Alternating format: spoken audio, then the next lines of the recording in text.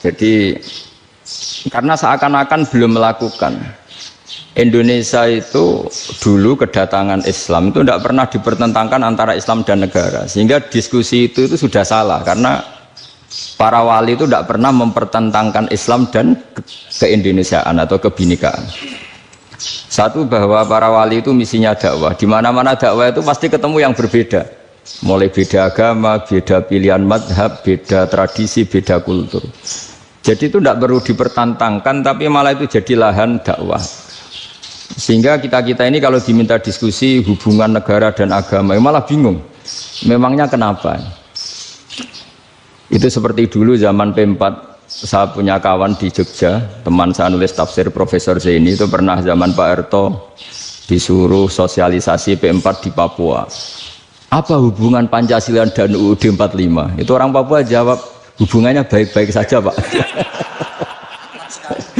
Jadi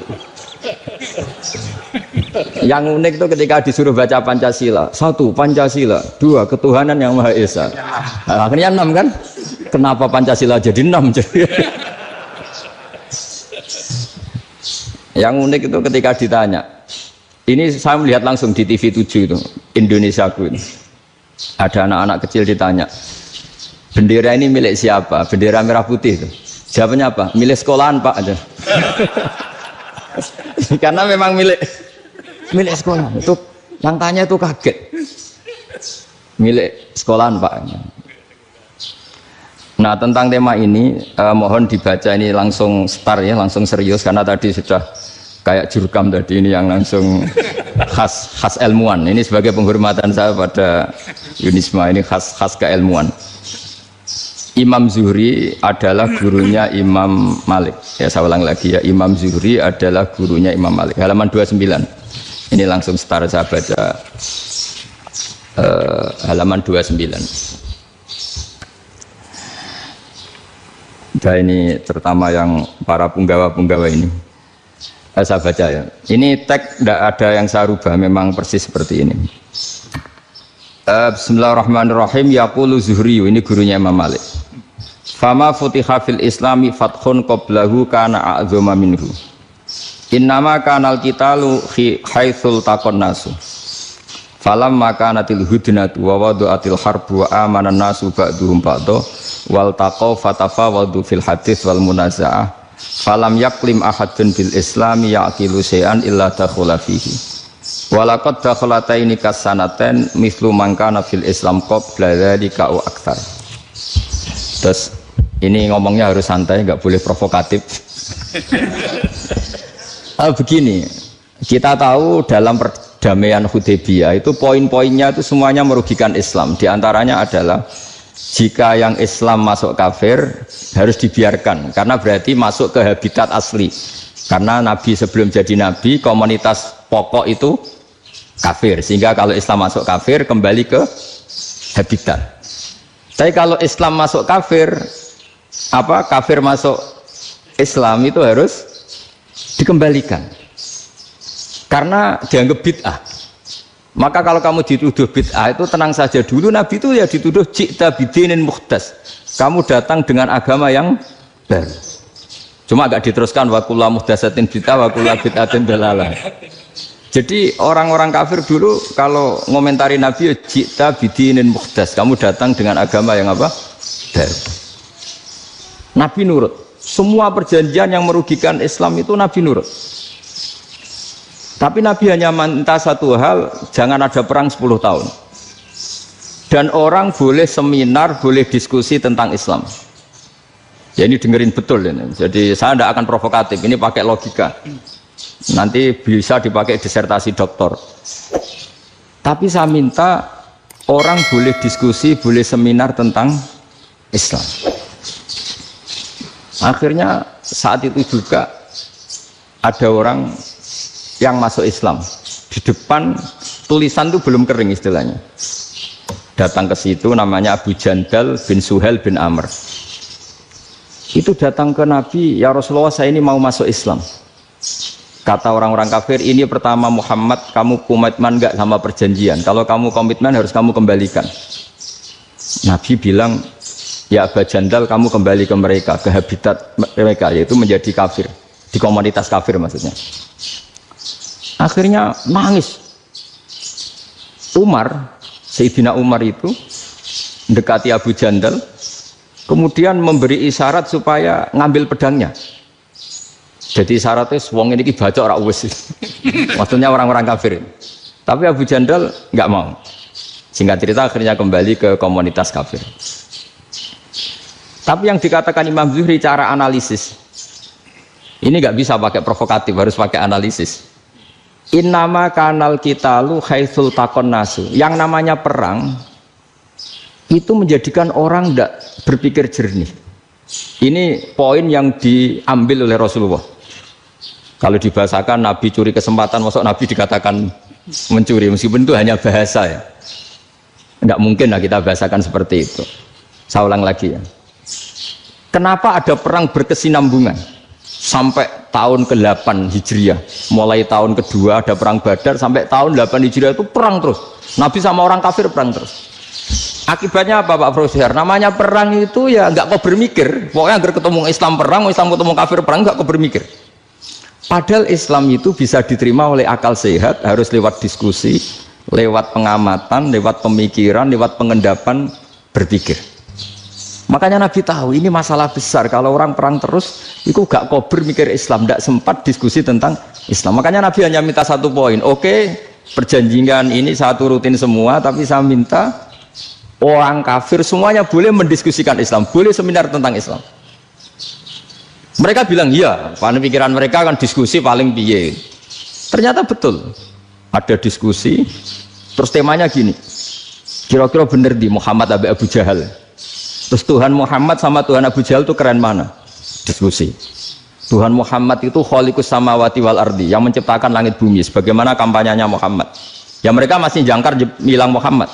Kalau Tuhan kita, ya berhala itu yang kita bikin, yang kadang rusak, yang kadang kudanan, terus lemutan, pokoknya terus diskusi. Kita kok bener pengirannya Muhammad. Terus Muhammad Abu Jahal. Mulai dhisik Muhammad itu ratau bodoh nih. Mulai dulu Muhammad tuh gak pernah bohong. Abu Jahal, waduh, wis bodoh nih ngongkonan. Wis ribet kan? Dan semua diskusi itu mengarah ke kebenaran Islam.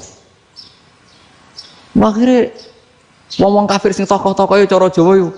Wah semane jebule masalah ini kan. Artinya gini, kalau kita ingin Indonesia damai, sebenarnya yang untung itu Islam.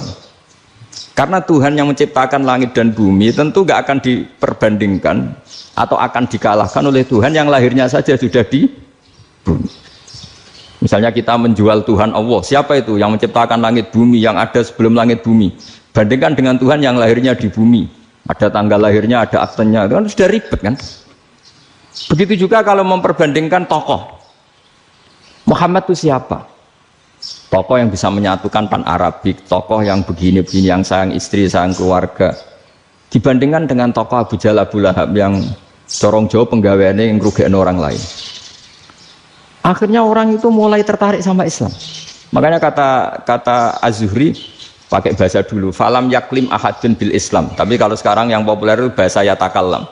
Sebenarnya yang benar itu bahasa kalimah yaklimu kalaman, karena masdarnya itu kalam, berarti sulasi nopo mujarrad. Tapi di fi'ilnya itu mujarradnya enggak kelaku. Jadi di fi'ilnya takallama ya takallamu, tapi untuk masdarnya yang kelaku kalaman. Jadi ini agak unik, agak enggak lazim. Mestinya kan takallama ya takallamu takalluman, tapi di masdarnya kalam populer, tapi di fi'ilnya tidak populer. Saya teruskan ya. Ini penting sekali. Jadi menjual Islam, kalau boleh dibahasakan menjual, itu tetap enak dalam kondisi damai. Karena kalau kita perang, itu bawaannya kalau ketemu ya perang. Kalau ketemu perang, sehingga orang itu rakober diskusi dulu. Saat benernya Islam sampai kafir itu bener di. Karena tidak kober diskusi, tidak sempat diskusi, orang yang milih yang kafir. Karena yang mayoritas yang kuat.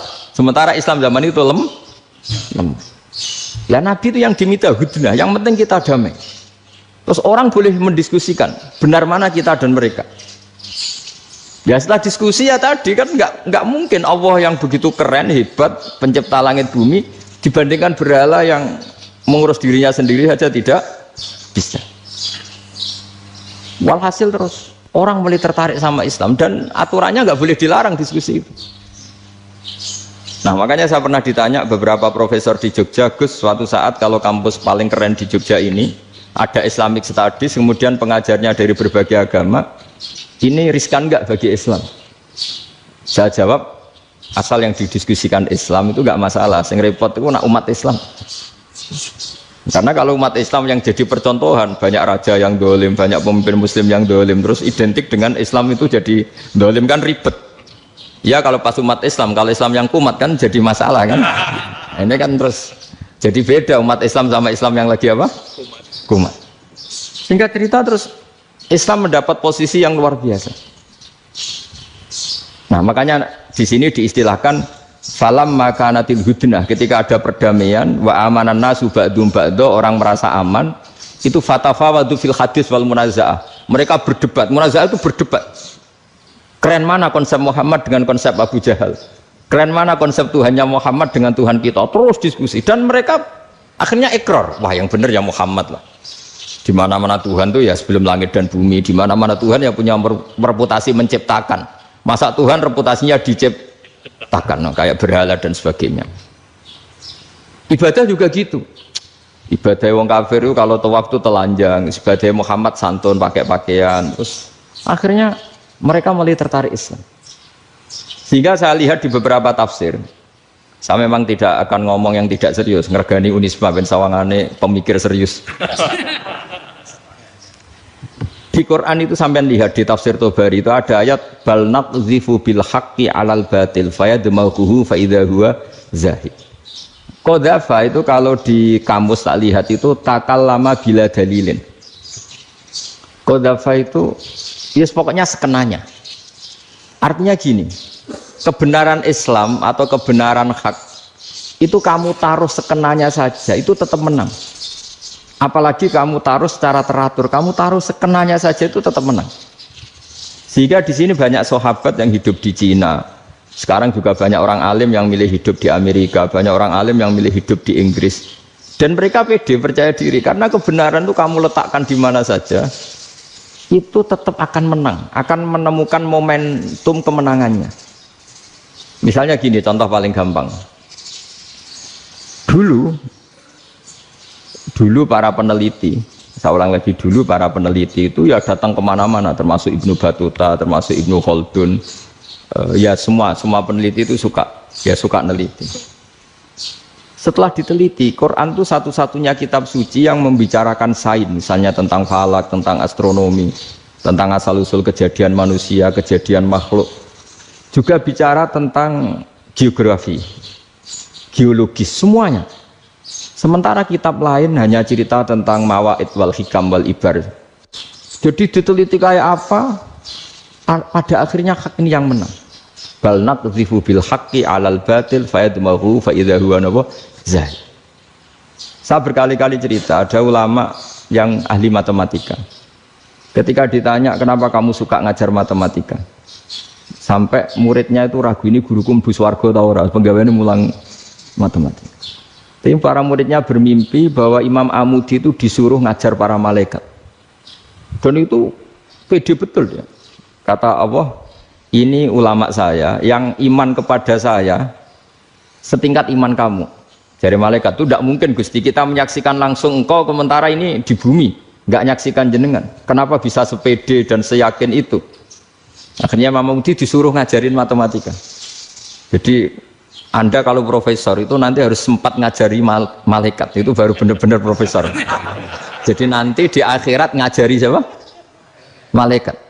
Jadi ada seminar yang melibatkan banyak malaikat, narasumbernya itu seorang profesor. Itu ketika kenapa engkau begitu yakin kalau Allah itu Tuhan dan Allah itu Al-Wahidus Shomad. Terus Imam Amudi mulai nulis angka agak beraturan. 2, 3, 4, 5 sampai 1 miliar, 1 triliun, semuanya enggak beraturan. Kata beliau, nisbatus naini wasalasa ila ma la nihayatalaha iku nisbatul far'i ilal asli. Mbok angka sebanyak apapun, 2 dibanding 1 ya far'ul wahid, 3 dibanding 1 ya far'ul wahid. Semua angka yang enggak terhingga pun dibanding 1 semuanya far'ul wahid. Semua angka sebanyak apapun itu cabang dari angka satu. Fakullu hadil awalim far'un minal wahidis somad, yaitu Allah Subhanahu wa ta'ala. Wakil malaikat tepuk tangan, iya juga. Jadi begitu juga ada ulama itu ahli gambar. Saya dulu ngaji sama Mbah Mun Al-Husunul Hamidiyah, itu kitabnya itu banyak gambarnya. Dan kali gambar yang ngawur betul, mangga ahli gambar. Saya lepol, sempurna lele. Semua gambar bangunan, gambar sapi, pokoknya gambar. Ternyata dia menemukan Tuhan itu dari gambar. Gambar serapi ini atau seruwet ini sama. Gambar rapi sama ruwet itu sama kalau dalam pandangan tauhid. Dimulai minan nuqtah al-wahidah. Kowe cek gambar sing rapi, sing indah, cek gambarmu elek, dimulai dari satu titik. Dan titik ini nuqtatil wujud, yaitu Allah Subhanahu wa ta'ala. Jadi nak cara ahli tauhid gak penting gambarnya api, menang lomba atau ora penting. Butuhe hadis surah ini gambar baik yang rapi maupun ndak adalah min nuqtah dari satu titik. Nah, alam raya sebanyak ini mbok gambar mbok ora, cek mulai Mars sampai Jupiter kabeh semua bentuknya yang banyak ini semuanya min nuqtatil wujud, yaitu dari titik wujud. Ini kok Allah Subhanahu wa ta'ala. Di sini hebatnya ulama-ulama, mbok dia pengajar matematika, mbok pengajar gambar, semuanya dipakai perangkat untuk tauhid. Nah, itu kan juga bagian dari Islam damai, Islam yang sangat tidak perlu perang untuk orang dipaksa Islam. Enggak perlu provokatif kayak tadi pidatonya rektor jenengan tadi. Jadi ciri utama ilmuwan itu kalau ngomong datar tapi logikanya enggak terbantahkan, itu ciri khas ilmuwan. Kalau ciri khas politikus kalau ngomong itu keras. Provokatif lah kira-kira gitu. Tapi isinya biasa. Nah, saya berharap nanti semua profesor doktor itu datar tapi isinya kualitasnya bagus ini. Mentes. Jadi makanya terus kata ulama, kenapa diistilahkan balnat zifu bil haqqi? Kenapa pakai qadzafa sementara qadzafa maknane takallama bila dalil? Maksudnya bila dalil di sini itu min ghairi ikhtiyajin ila dalilin. Kebenaran itu memang enggak butuh dalil. Apa kita perlu dalilnya apa? Buktinya apa? Kalau 3 itu cabang dari 1. Wong gendeng yakin yang takut gitu pas orang gendeng. Wong 3 cabang dari 1 kok ditanyakan buktinya apa? Itu min awalil bidah. Pertama orang pasti tahu kalau 3 itu far'ul wahid. 1 juta juga far'ul wahid. 1 miliar juga far'ul. Gambar yang sebanyak apapun ya dimulai dari satu titik, cek gambar benar maupun yang tidak. Akhirnya apa? Ulama dulu itu sebegitu rileks nerangkan tauhid. Lalu kenapa asma ini yang ya ini kan khas NU ya, khas pesantren. Sebenarnya saya keberatan pakai istilah khas NU, pakai khas pesantren karena NU itu anaknya pesantren, jangan dibalik pesantren anaknya NU karena sebelum ada NU itu ada pesantren. Tapi kayaknya Unisma lebih suka pakai bahasa NU dan saya ya agak-agak orderan yang terpaksa disuruh ngomong. Ini agak apa ya, agak kacau sebetulnya ini agak kacau. Jadi NU itu sama pesantren itu tua pesantren. Jadi NU dilahirkan pesantren, bukan dibalik pesantren dilahirkan NU. Sehingga barokahnya didirikan pesantren ini. Kadang nyuwun sewu sekali Mbah Hasyim itu kadang ide besar beliau itu ora dituruti wong NU. Jadi Mbah Hasyim cara kula kok dadi Mbah Hasyim ya mangkel. Mbah Hasyim itu ngarangno kentong. Nggih ngaramno beduk, tapi wong NU nganggo kentong. Dan uniknya Mbah Hasyim enggak tersinggung. Karena ciri khas pesantren itu membolehkan perbedaan apa? Pendapat. Itu masyhur khilafnya Mbah Hasyim sama Mbah Fakih Mas Kumambang itu sampai dikitabkan. Saling ngeritik, saling macam-macam lah. Jadi cara berpikir Mbah Hasyim ketika Nabi rembukan, ini gimana ya cara menentukan waktu sholat ya? Ya pakai kentong ya Rasulullah, zakalin nasoro itu untuk orang Nasrani. Ya pakai buk itu trompet, zakalil Yahud itu untuk orang Yahudi. Terus ada yang lagi pakai api ya Rasulullah, zakalil Majusi itu orang Majusi. Setelah itu ada orang datang lari-lari cerita mimpi azan tadi. Ya itu terus dipakai sarana pemanggilan sholat ya azan itu. Sehingga Mbah Hasyim menolak kentong. Karena mantas sababi qaumin bahwa beliau keras sekali sampai bilang haram. Beliau judulnya ya haram. Al-Jasus Antakhrimin Nakus. Setelah naskah itu sampai ke Mbah Fakih Mas Kumambang di Gresik situ, di daerah Dukun situ. Dulu nggak ada WA ya, jadi sampainya ya lama. Makanya saya sampai sekarang nggak punya WA, karena ya saya ulama kan, kalau WA-an terus ya jadi ulama. Nggak jadi ulama, main WA-an terus itu. Nah itu termasuk rektor nggak kober mikir itu mesti kebanyakan WA. Karena kan otaknya didikte oleh sesuatu yang masuk. Sesuatu yang dilihat itu kan pasti mendikte kita. Beda kalau yang enggak WA-an kan mikir apa kita yang menentukan. Kalau WA-an kan kita ditentukan. Mau mikir anaknya butuh apa gara-gara WA informasi Jakarta mikir Jakarta. Padahal secara kewajiban ngapain kamu orang Malang mikir Jakarta. Gara-gara WA mikir Jakarta belum selesai ada berita di Sulawesi, mikir Sulawesi. Habis itu mikir NTT. Makanya semua orang sekarang merasa tokoh nasional gara-gara informasi yang masuk itu nasional. Jadi Mas Yo RT yang mikir gimana Gus Indonesia kok. Ada RT sampai lupa kalau dia itu RT. Jadi semua orang sekarang merasa tokoh nasional. Nah, itu gara-gara apa coba? Akhirnya semua orang juga punya ide tentang nasional. Harusnya negara itu gini-gini. Jebule wonge sing duwe ikon itu sapa? RT. Ribet kan? Saya teruskan, setelah naskah itu sampai ke Kiai Fakih Mas Kumambang, beliau itu marah besar. Ini harus dilawan, dan saya bukan karena benci Mbah Hasyim. Beliau teman saya ketika ngaji Kiai Mahfud di Mekah. Jadi Mbah Fakih dan Kiai Hasyim itu teman ketika ngaji di Mekah. Cara ngelawan tuh lucu. Lucu. Gak ilmiah, tapi gak ilmiah wong alim tetap ilmiah. Di mana-mana serupa itu tidak sama. Ya kalau mungkin zaman Nabi di Madinah itu, zaman itu kentong itu identik dengan milik Nasrani. Di Indonesia beda.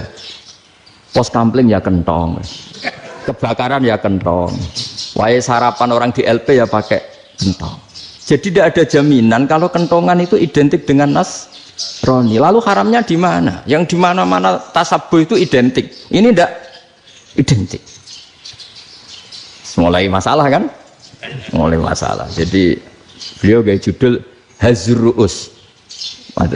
Hazruus itu kepala bergeleng-geleng. Sekarangan kok ngene. Jadi sekarangan kok provokatif gitu. Nah. Dan itu Mbah Hasyim ya hormat Mbah Fakih hormat Mbah Hasyim. Saya sendiri secara pribadi itu lebih suka pendapat Mbah Hasyim sebetulnya. Karena bagi saya sholat itu sakral, ya sudahlah kalau sakral ya dipanggil dengan sesuatu yang sakral yaitu kalimat thayyibah adzan.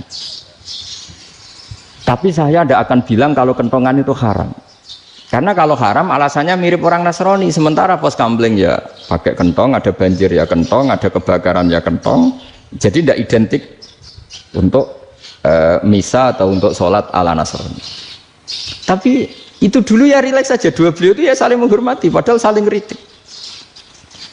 Dan dulu ulama yang beda madhab itu ya saling menghormati. Imam Syafi'i itu kalau sholat di kawasan Masjid Abi Hanifah ya tidak kunut. Ketika ditanya kenapa kamu tidak kunut, sementara engkau berpendapat kunut itu sunat, ikroman di hadal madhab, saya sangat menghormati madhab. Imam Ahmad bin Hanbal itu berpendapat kalau orang pakai bekam, pakai iftisot atau hijamah itu batal sholatnya. Sementara Imam Syafi'i mengatakan tidak batal apa sholatnya atau wudunya tidak batal. Tapi Imam Ahmad itu ditanya, apa kamu makmum Syafi'i? Bagaimana mungkin saya tidak makmum sama wali kutub seperti Imam Syafi'i? Padahal menurut keyakinan Imam Ahmad ini sholatnya batal. Ini habis ikhtijam udah wudu. Tapi tetap saja beliau. Karena perbedaan pendapat di furu' itu lazim. Ya orang boleh berdebat. Ketika Unisman datangkan saya, itu saking senengnya kiai, apa saking sombongnya sampai ngatur kiai, kan nggak pernah bisa diperdebatkan. Itu kan orang boleh debat kan? Itu saking angkuhnya apa saking senengnya kan nggak jelas kan? Kan dan orang boleh setuju pendapat saya, yaitu ngatur kiai itu haram. Setuju juga Pak Rektor, ekspresi mahabbah itu ya macam-macam. Dulu sahabat ya gitu, sahabat itu ada yang nggak kenal wajahnya Nabi sama sekali sampai akhir hayatnya. Ketika ditanya, lo kamu itu sahabat kok nggak tahu wajahnya Nabi? Saya tidak pernah berani memandang Nabi karena ijlalan Nabi, terlalu menghormati saya sehingga tidak berani memandang wajahnya. Ada sahabat yang penggawaannya dulu wajah Nabi sampai bisa nyifati. Alfiu faminunil hajib sampai bisa nyifati detail karena delok wajah Nabi itu ibadah.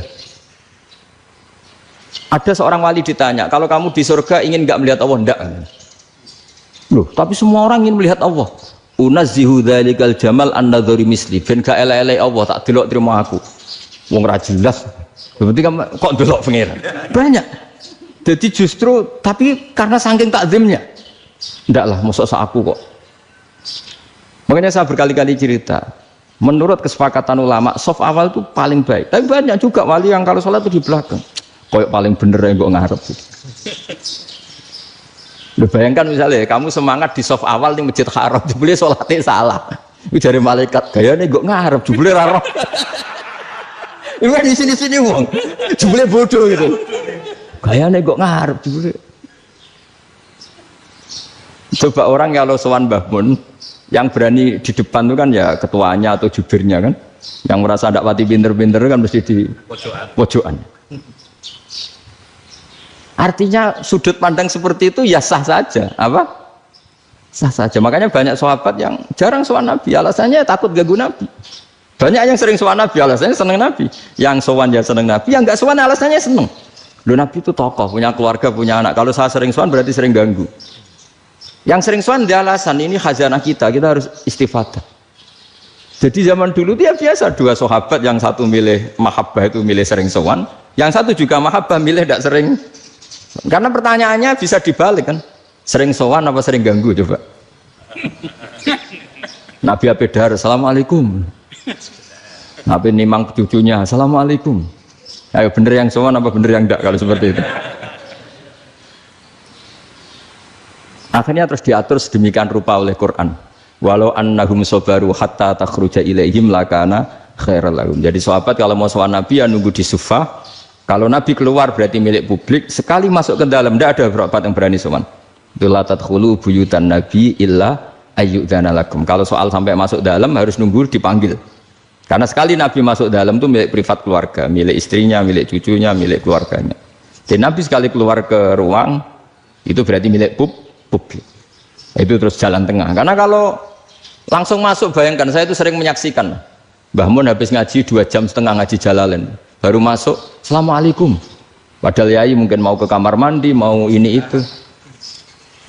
Jadi dulu itu Quran sangat modern. Sebelum ada dokter ngatur tamu, rektor ngatur tamu itu Islam sudah modern. Dia kan nggak fair kan?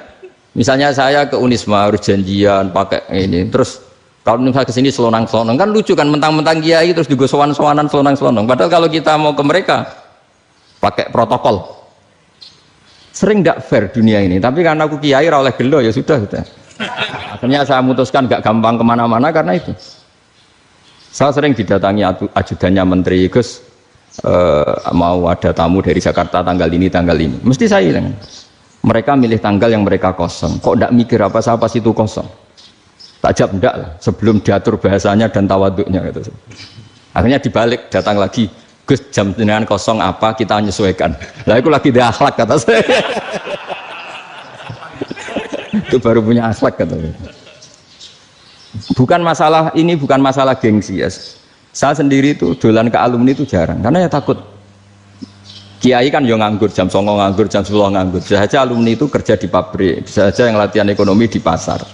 Jika kalau saya datang jam 9, iki kiai sing nilai santri ini, apa kiai sing ganggu santri. Nah karena orang ini melakukan rutin, gak kok berpikir, pokoknya ini jenenge silaturahim. Mau nyerah kok berpikir, padahal kalau diangen-angen, ini kiai yang nilai santri ini, apa kiai yang ganggu santri ini karena datang di jam kerja. Nah, bayangkan kalau kebenaran dulu itu dikawal oleh satu peradaban perang. Jadi Nabi sesuai diangen-angen Nabi. Perang Badar menang Nabi, perang Uhud menang wong kafir, perang ini gonta-ganti. Apapun itu yang penting satu kesimpulannya, cara Rasulullah kesimpulannya satu. Orang tidak kober mikir kebenaran secara mengendapkan pikiran dengan pikiran jernih. Maka hebatnya Nabi ketika perjanjian, pokoknya saya minta nggak ada perang. Dan orang boleh mendiskusikan Islam. Itu luar biasa idenya Nabi. Karena bawaan perang itu wong kan nggak kok bermikir. Ibarat seorang misalnya seneng satu perempuan, ketemu rivalnya langsung perang kan gak mikir.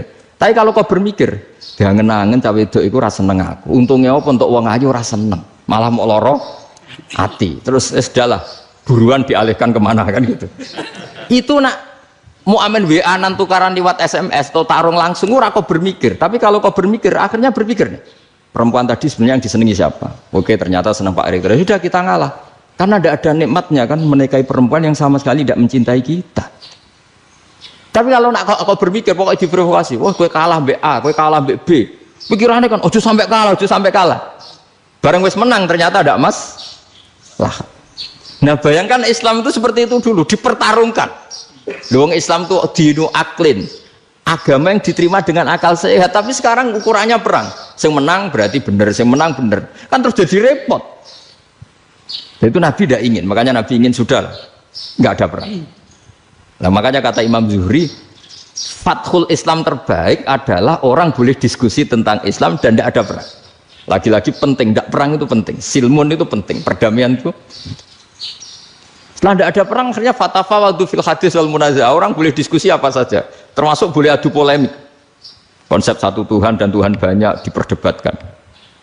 Akhirnya Nabi secara rileks bisa menjelaskan, Muhammad, urusan kita banyak. Kalau Tuhannya satu tidak cukup, Tuhan harus banyak untuk menyelesaikan berbagai urusan. Ada Tuhan bagi rektorat, bagi macam-macam kan. Ada Tuhan untuk ngurusi utang, ngurusi BPKB, macam-macam. Terus kata Rasulullah, enak saja Nabi jawabnya. Ya kalau kamu punya majikan banyak, perintahnya beda-beda, kamu mangkel enggak, bingung enggak? Ya susah mat. Kalau majikannya banyak, perintahnya beda-beda, kita jadi repot. Seneng mana? Seneng majikan satu. Ya sudah, Tuhanmu itu majikan kamu. Kalau Tuhannya banyak, perintahnya macam-macam, kamu yang repot. Akhirnya sudah mat, Tuhannya satu aja. Nah, itu ya barokahnya diskusi tadi, barokahnya enggak perang. Daraballahu mathalan rajulan fihi syuraka'u mutasyakisuna wa rajulan salamal lirajul hal yastawiyani masalah. Terus alhamdulillah. Jadi orang yang paling kafir pun saat itu taslim. Nah ini kembali ke kalimat la ilaha illallah. Saya tidak perlu provokatif, pasti teori saya itu benar. Bukan saya bilang benar itu karena sombong, enggak. Ini sesuai teks. Misalnya begini, benar enggak kelompok takfiri yang suka ngafirkan orang lain? Itu pasti tidak benar. Logikanya gampang. Orang yang kafir 70 tahun saja dengan melafadzkan la ilaha illallah menjadi muslim. Masa dengan kalimat yang sama yang muslim menjadi kafir? Itu logikanya kan enggak ketemu. Orang kafir 70 tahun untuk menjadi muslim disuruh baca apa? La ilaha illallah.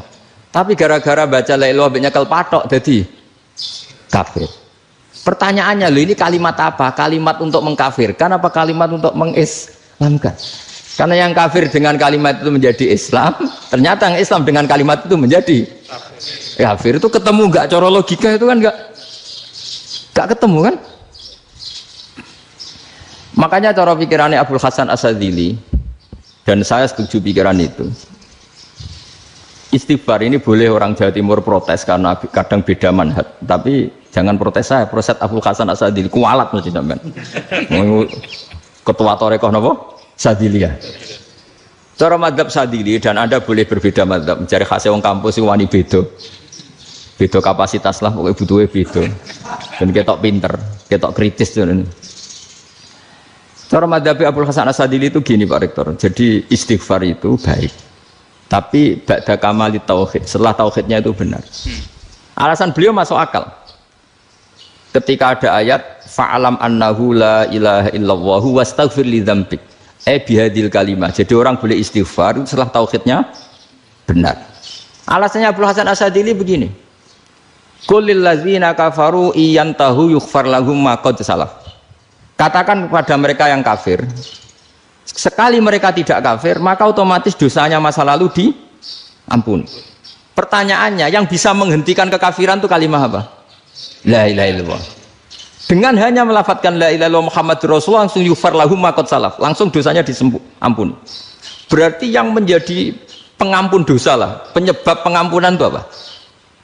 La ilaha illallah. Itu bahkan orang kafir belum istighfar.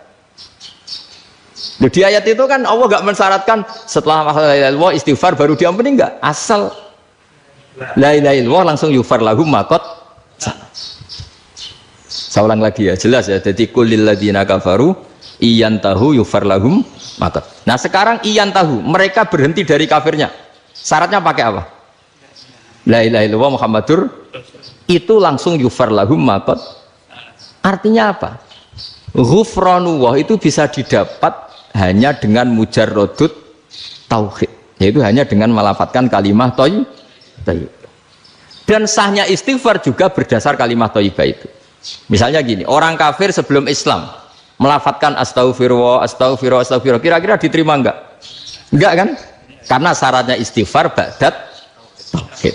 Nah, makanya dalam adab Sadili istighfar itu setelah la ilaha illallah. Karena cara pandang ya seperti itu. Jadi fa'lam annahu la ilaha illallah wastaghfir li dzambi. Jadi dengan kebenaran tauhid saja ini sudah cukup kita insya Allah layak diampuni. Karena innallaha la yaghfiru ayyusyraka bihi wa yaghfiru ma duna dzalika liman yasha. Jadi orang yang tauhidnya benar itu bisa diampuni Allah asal tauhidnya benar. Itu Allah ngendikan liman yasha wa yaghfiru ma duna dzalika liman yasha. Dawe Imam Suyuti walam yakun liman yastaghfir. Jadi orang yang bertauhid secara benar meskipun gak sempat istighfar itu tetap potensi diampuni. Karena bawaan tauhid itu sudah menjadi layak diampuni. Kayak orang kafir sekali ngelafatkan kalimat tauhid mbok gak istighfar langsung diampuni. Nah, karena melihat seperti itu terus orang berlomba-lomba memperbanyak jumlah ngelafatkan la ilaha illallah. Jadi kita-kita yang alim, kita semua, saya tidak bilang saya, kita, termasuk yang di pinggir-pinggir saya, ngaku alim tidak masalah lah, sopai. Kita semua yang alim-alim itu tahu bahwa la ilaha illallah itu super. Sudah bawaannya tauhid, juga punya kelayakan Nah, kemudian nasib kita agak sial. Malah kalimah ini dituduh bid'ah, dituduh khurafat. Mergo Nabi nggak pernah tahlilan, Nabi nggak pernah. Nabi gak pernah tahlilan, kalau diartikan Nabi ratau maca la ilaha illallah enak gak kalimah ini. Nah, ini provokatif ini. Jadi ini sudahlah keanehan-keanehan ini kita terima karena ciri utama wali, ciri utama ulama itu wa'udhu fisabilillah harus pernah disakiti. Jadi kalau Unisma sakit karo dituduh apa? Dituduh bid'ah itu berarti belum calon ulama. Cara ulama itu wa'udhu fisabilillah harus disakiti. Jadi kalau kamu disalahpahami itu ya harus santai. Provokatif tadi. Iya, termasuk provokatif tadi. Termasuk diatur tadi itu. Jadi kalau cara berpikir kan, karena mereka itu memang kalau kita turutin itu memenya itu terlalu, kadang menghujat kita itu enak ya jadi GNU, ada orang mati datang, kiainya dapat makan, dapat rokok, terus pulang gitu. Jadi apa, terus kita kayak tersangka terus. Kita kan kayak tersangka terus, tertuduh terus. Terus yang orang NU ya memenya juga nggak kalah ekstrimnya. Boleh ya ajaran orang nggak boleh ngasih-ngasih kiai gitu. Berarti boleh dong ajaran kikir. Jadi memang kadang apa ya, cangkem elek lah bahasa kasarnya itu. Itu memang kadang lebih mengenakan kalau kita datang ke acara mayat kan dapat makan, dapat minum. Kalau yang sohibul bed rokok ya dapat rokok. Kalau kiainya dapat wajib, kadang 20.000, kadang 50.000. Terus memenya itu kok setega itu ya, ada orang meninggal kok malah kita makan-makan. Nggak seakan-akan kan kultur ini biadab kan gitu. Tapi yang orang NU kebalikan bales. Oh ternyata nggak boleh ya mayat disodakoi. Ternyata nggak boleh ya orang dermawan. Berarti Islam membolehkan medit ya gitu. Modus ini kan. Tak angen-angen itu luwih mandi timbang takbir ya kan. Karena ini kan memicu emosi kan. Memicu apa? Emosi. Nah tapi saya kalau disuruh bela mana itu tidak ada yang saya bela. Ya seorang sudahlah kalau mau nganggur saja sudah itu juga. Ya tapi itu memang apa ya? Itu khazanah Islam. Ada yang kritik, ada yang enggak. Ya itu memang khazanah. Ya biasa aja. Kalau saya biasa aja. Karena dulu ulama itu sudut pandangnya itu ya seperti itu. Ada yang ulama suka ibadah itu sholat. Ada yang milih apa tidur. Sampai Imam Ghazali bilang suatu saat ibadah terbaik di zaman akhir itu tidur kan. Sholat saja kalah sama tidur kan. Tapi itu loh ya, yang wajib tetap loh ya, terus kamu gak sholat wajib. Begini beliau mencontohkan itu. Ada orang sholat tahajud terus obsesinya itu ingin hajatnya terkabulkan. Sementara yang tidur obsesinya nikmati rahmatnya Allah, boleh tidur, bisa tidur. Kata Imam Ghazali, timbang kita tahajud terus nuntut pangeran aduk turu katanya. Mergo engko dia akibat terus setan memberi bisikan, "Lho nyatanya kamu tahajud ya gak terkabul." Berarti cerita bahwa Nabi ngendikan kalau doa tahajud mustajab enggak. Daripada ngono ki aduk turu ora tau ndonga ya. Timbang abri-abri Islam ya, timbang elek-elekin apa? Islam. Jadi ulama itu mulai dulu itu sudah berpikir. Banyak orang menjadikan tahajud, sholat malam itu media untuk hajatnya. Dan kalau nggak kesampaian ini mutung. Nyalahkan kiainya ijazah ramandi. Macam. Daripada ngono ora usah apa? Tahajud turu. Dan jenis kayak ini tuh banyak. Makanya ulama kayak saya itu saenake dhewe itu ya jarak. Saya sering didolani mukhibin terus bilang, "Gus, saya doakan gini-gini saya mau nyalon bupati atau saya gini." Saya bilang, "Gak waduh orang donga, nak ramandi darane ulama dongane ramandi." Nak mandi kamu jadi bupati tetap nganggep karena beli. Sopo sing ora roh bupati saya gak beli. Ribet kan? Ketika mereka jadi ngunsurkan doa kamu apa karena kemarin beli? Yang beli maksudnya nggak beli nggak usah tersinggung. Jadi ribet ngadepin. Nggak artinya gini loh, boyo doa itu jangan dipakai begitu. Kalau minta nasihat tak nasihati jadi bupati yang baik, gubernur yang. Kalau minta doa itu resikonya. Akhirnya gigi kalau diminta doa ya doa sebenarnya diisinya itu nggak doa kemenangan. Itu nggak selamat gitu. Karena ribet. Makanya Islam itu doa itu setelah iman. Aturan iman benar baru doa. Aturan iman benar termasuk Allah itu yaf'alu ma yasha, boleh melakukan yang dikehendaki. Allah enggak boleh terdikte oleh doa kita, enggak boleh. Ya saya ulang lagi ya, madzhab Hasan Asy'adili ini khas kita. Jadi la ilaha illallah itu didahulukan sebelum istighfar. Tapi kebalikannya madzhab Imam Sanusi itu dibalik. La ilaha illallah itu kalimat yang sakral. Karena yang sakral dibutuhkan muqaddimah, yaitu yang melafadzkan harus yang sudah bersih, yang sudah steril baru melafadzkan la ilaha illallah. Maka dalam madzhab Sanusiyah istighfar dulu baru la ilaha illallah. Nah dalam madzhab Abu Hasan Asy'adili kebalikan, istighfar itu sah setelah sahnya tauhid. Kamu ikut mana tuh? Asy'adili apa Sanusiyah? Alhamdulillah sama-sama tidak paham ya sudah. Akhirnya sudah. Iya sih nggak kemana-mana kan gitu. Jadi apa ya? Terus ini saya teruskan ini biar khas pesantren atau khas NU lah, kalau bahasa Pak Rektor khas NU. Ini Ben sampean tahu beberapa perbedaan itu lazim, halaman 24. Ya, halaman 24 sama 25. Tak baca ini masih orisinil. An Sufyan bin Uyainah ini juga gurunya Imam Syafi'i. Kata Sufyan bin Uyainah, beliau cerita, kana Isa wa Yahya alaihi salam ya'tiyanil qaryah. Fayas'alu Isa an syirari ahliha. Was'alu Yahya an khiyari ahliha. Jadi Nabi Isa dan Nabi Yahya itu satu generasi, sama-sama masih muda. Kalau di satu kampung yang Nabi Yahya tanya, ini keluarga terbaik siapa? Saya mau nginap di situ karena kumpul orang baik itu nyaman. Kalau Nabi Isa kebalikan, keluarga terburuk mana ya? Saya tak di situ. Nah terus akhirnya faqala lahu Yahya, lima tanzilu ala syirarin nas. Kenapa kalau kamu bermalam kok malah kumpul orang-orang yang nakal? Innama ana tabibun udawil mardo. Saya ini nabi ibarat dokter. Di mana-mana dokter yang ngumpuli yang sakit, ngobati yang sakit. Makanya di NU itu ya banyak Ki Jazab mengumpuli yang nakal-nakal. Nak tepak yang ngentas yang nakal, nak ra tepak ya katut. Ini adu nyali lah sudah gitu. Tapi itu ada ilmunya, yaitu niru Nabi siapa? Isa. Kalau kamu dokter penelitian itu cari daerah yang banyak pandemi apa yang bersih? Yang banyak pandemi, karena yang namanya penelitian ya di situ kan. Kalau kamu dakwah ngentas kemiskinan, ke daerah miskin apa daerah kaya? Nah sama, kalau ngentas kefasikan, ke daerah fasik apa daerah orang soleh? Fasik. Ya, tapi itu Nabi Isa. Nah kalau kamu tidak Nabi kan potensinya kan ngacut itu. Tapi setidaknya bahwa kita sering disalahkan karena punya beberapa tokoh yang ngancani fasik-fasik, itu sebenarnya ada dalilnya, yaitu Nabi siapa? Isa. Nah terus masalah tegas dan lunak. Ketika ada mahasiswa misalnya pacaran, boncengan lanang dan perempuan, Itu pilihan kita apa? Kalau tegas, terus gak mau mendengar kita. Misalnya gini contoh gampang, tak beri contoh Pak D. Jangan orang tua, nanti secara fikih itu beda.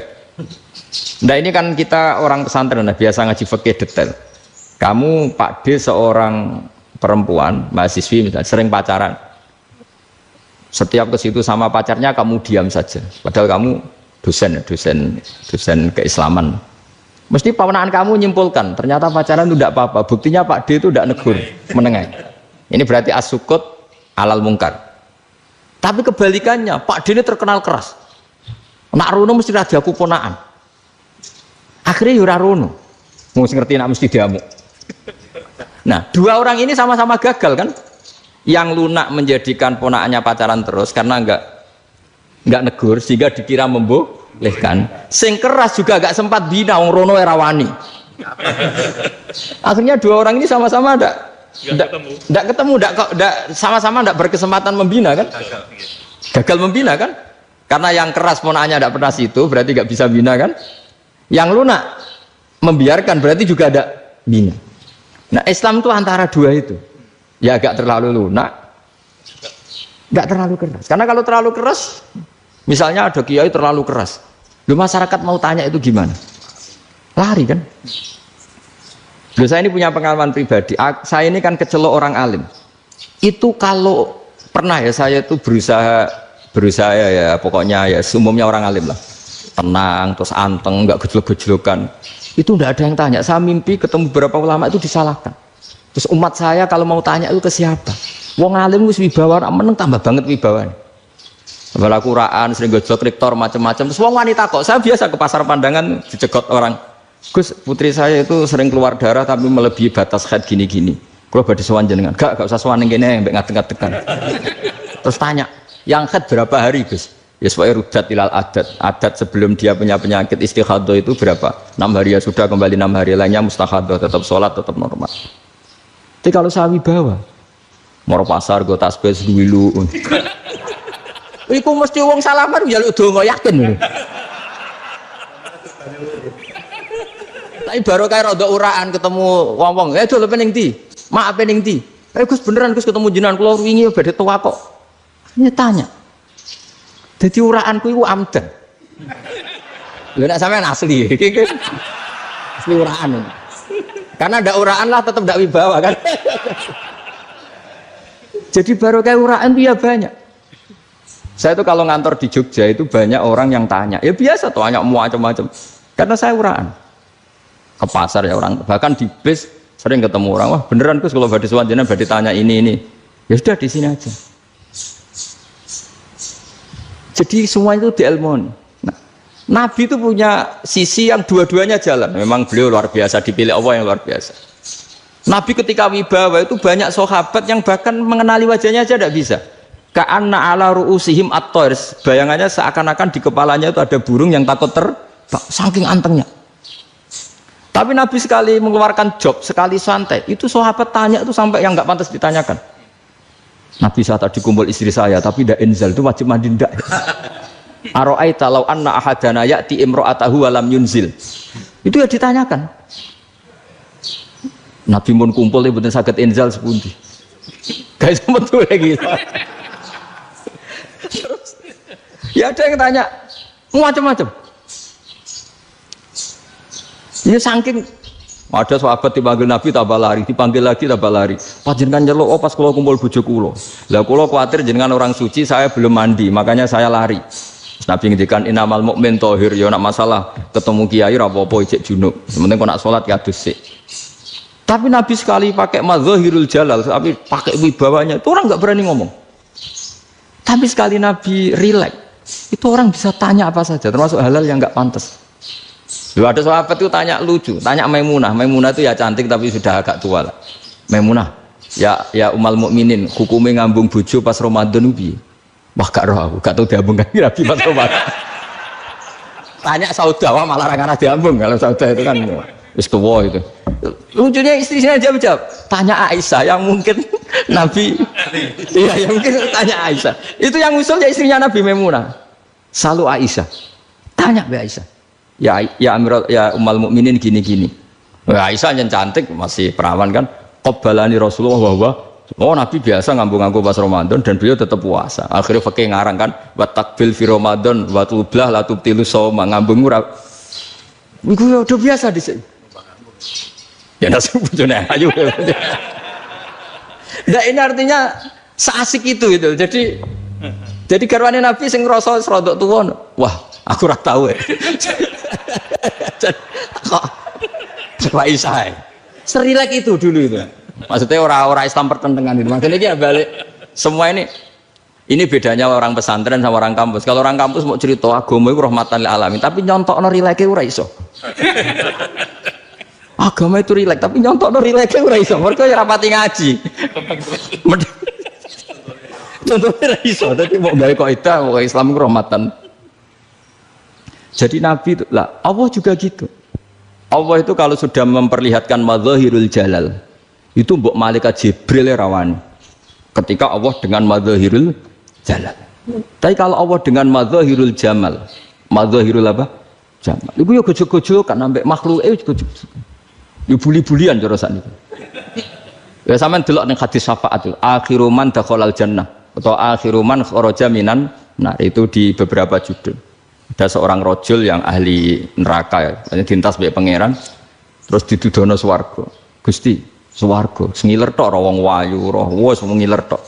Ngerjaluk Gusti mosok roh tok ora oleh mlebu. Jarimu asal mlebu metu kon neraka ora jaluk-jaluk meneh. Sumpah lho ya, gak jaluk apa-apa meneh. Mboten Gusti. Sekali saya keluar dari neraka ndak akan minta apa-apa lagi. Wis. Wallahi, wallahi, la as'alu ghairah. Mesti ghairah khoslah, ghairah tilkal khoslah. Ya niku pokoke selain keluar dari neraka saya ndak akan minta lagi. Didono swarga wong do kelon seru wibet kan. Sing bojone elek kan dendam dadi ning swarga iku. Swarga iku wis macam-macam. Gusti mosok roh tok ora oleh mlebu. Jarine ra janji ra njaluk meneh. Akhire ya wis didelokno neraka. Jadi pangeran jawabe gampang didelokno neraka. Roh neraka begitu menyakitkan, begitu ngeri. Sudah Gusti saya tidak minta surga, sementing nggak masuk neraka. Rabbana srif anna adzab jahannam. Setelah lama itu diadepno swarga nenjuk mlebu swarga, terus diadepno neraka. Akhirnya ya sudah. Saiki mlebu swarga gak apa-apa. Iku jawabe lucu. Atas tazi jenengan ngenyek kula. Wong karwan ra di swarga kok mlebu swarga. Terus akhirnya mlebu swarga, kan mlebu swarga tamanna, sangen-angen sembah jaluk apa? Orang angan-angan yang indah-indah, laka, wa asrotu amsal, ya siku tak turuti, wa asrotu amsalih, lan lipatan ke 10. Jawab wong lanang ya lucu. Atas tazi ubi wa anta rabbul alamin. Jenengan pangeran kok ngenyekan. Maksudnya wis karuan aku ora pantes. Terus jare pangeran, la astazi ubika, walakinni ala ma asya'u qadir. Aku gak ngenyek kowe, pancen aku pangeran. Nuruti kowe iku iso. Jadi Allah sendiri ketika dengan madzahirul jamal, itu malaikat ya ono sing wani bantah. Masyhur itu kan malaikat yang bantah pangeran atas alufia mayusidu via wasfikut karena Allah dengan madzahirul jamal. Yang paling masyhur Nabi Musa. Nabi Musa itu ketika Nabi Mi'raj. Nabi Mi'raj itu beliau kira-kira di langit keempat lah yang masyhur atau kelima. Ngelangkai. Nabi Musa nangis, ya Rabbi ini apa-apaan? Orang sing ja'a ba'di kemudian melangkai makom saya ini apa-apaan? Dan Nabi Muhammad kan apapun hebatnya kan junior. Kok melangkai makom saya ini apa-apaan? Enggak fair. Sampai Nabi Muhammad itu tanya gini sama Jibril. Reaksi Allah gimana ketika melihat Musa seperti itu? Jawab malaikat Jibril lucu. Ya roh khiddatahu. Allah sapal gayane Musa. Biar. Jadi lucu. Ya dibiarin aja sama Allah. Tapi yang jenenge Nabi Musa itu kekasihnya Allah. Tetap berkah bagi kita. Betul. Ketika setelah Mi'raj diwajibkan sholat 50, gentena Nabi Musa kelihatan nabinya. Sebenarnya Nabi Musa itu sebetulnya loh, gak nguntungkan kita sebetulnya. Tapi yang nguntungkan, sebenarnya tidak niat nguntungkan kita, tapi nguntungkan. Nabi Ibrahim kan di langit ke-6, keren lah. Konti dong ketemu Allah ngeten-ngeten kan sholat seket. Karena Nabi Ibrahim terkenal Nabi baik, tidak bantah. Bareng Nabi Musa, kenapa diceluk pangeran? Kalau akan sholat ping seket. Inna umataka la tutiku dalik. Wah, gak kuat umatmu. Serai-rai gak umatmu ora ngarah kuat 50 rokaat. Tapi sebenarnya Nabi Musa itu niatnya bukan membela kita. Fa inna ummati la umatku sing gagah-gagah ra iso meneh umat. Berarti sebenarnya beda. Sebetulnya ya itu masih pakai gengsinya gitu. Wes ngono-ngono lah sementing kita untung. Sebetulnya dia itu nggak terima. Wong umat saya aja yang lebih kuat, nggak kuat apalagi umatmu. Dan terus sebut ini, irji ila rabbika fas'alhu takhfif. Itu berarti Allah dengan madzahirul jamal. Sudahlah, datang ke Allah minta keringanan. Allah itu baik. Minta, ambek Allah itu ringanan mau 5 tok, jadi cek 45. Balik ke Nabi Musa, piro 45, cek ra kuat umat. Wong umat kowe ra kuat, jadi sebenarnya dia bilang umat kowe ra kuat. Lho cara Nabi Muhammad model wong Malang, yo beda umatku mbek umatmu. Ribet kan? Beda. Lho Nabi Muhammad kan tidak seperti itu kan? Tidak punya akhlak Malang kan, akhlak. Maksudnya akhlaknya mujur itu, akhlak yang baik gitu. Ya akhlak yang mujur, bukan yang malang gitu. Jadi Nabi ya manut. Tinggal 40 kan, dikurangi lagi 35 sampai 9 kali kan, masyhur itu. Ya kan kalau dikurangi 55 kan berarti turun naik kan 9 kali. Itu setelah 5 itu Nabi Musa cek usul masih ragu. Itu cara Nabi munggah nentek.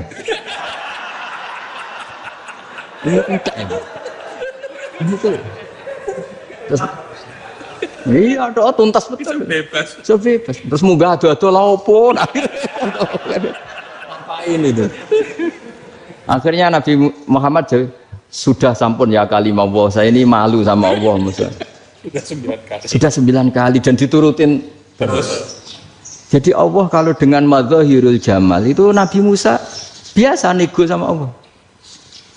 Tapi ketika Allah dengan madzahirul jalal, itu Nabi Musa enggak berani. Yaitu di hadis syafa'ah. Hadis syafa'ah ketika manusia datang ke Nabi Adam, ya tuna Adam. Ya Adam anta abul basar ngene isfa'li ana inda rabbik. Kamu saya minta mensafaati kita. Nabi Musa, Nabi Adam inna rabbi qad ghadibal yawma ghadaban lam yaghdab qablahu mislah wa la yaghdab ba'dahu mislah. Ini Allah sedang murka besar dan tidak akan murka seperti ini lagi. Biasa tidak berani nafsi. Nabi Ibrahim enggak, termasuk Nabi Musa ketika di itu ya enggak berani. Karena Allah dengan madzahirul jalal. Itu Nabi Musa enggak berani. Sudah saya sendiri itu pernah salah. Yaitu saya membunuh seseorang yang enggak disuruh oleh Allah membunuh itu. Yang pas jotosi orang Kipti. Akhirnya datang ke Nabi Muhammad. Pas ke Nabi Muhammad, Allah dengan madzahirul jamal. Dengan madzahirul jamal sampai Kanjeng Nabi ngendikan analah saya akan memintakan syafaat kalian. Terus fa ahmadu rabbi bima hamida allamaniha rabbi. Saya muji Allah dengan pujian-pujian yang orang lain tidak tahu, hanya saya yang diajari, kata Rasulullah. Ya di sini menurut banyak ulama termasuk kitab yang saya baca, kenapa Muhammad sebagian namanya Ahmadu. Itu dari af'al tafdil fa Muhammadun ahmadu min ghairihi. Muhammad Rasulullah itu kalau muji Allah di atas cara mujinya nabi yang lain. Jadi Ahmadu bukan dari fi'il mudhari' lil mutakallim tapi dari af'al apa? Tafdil. Fa Muhammadun ahmadu min ghairihi. Bahwa Kanjeng Nabi Muhammad sallallahu alaihi wasallam itu